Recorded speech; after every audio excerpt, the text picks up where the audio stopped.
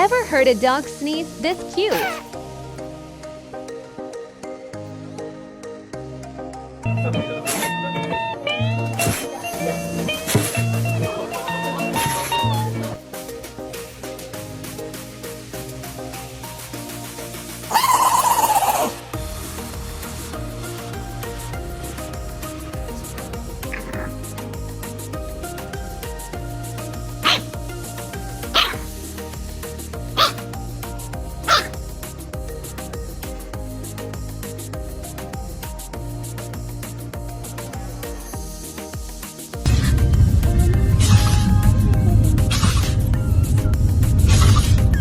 If you love these cuties, hit like and subscribe.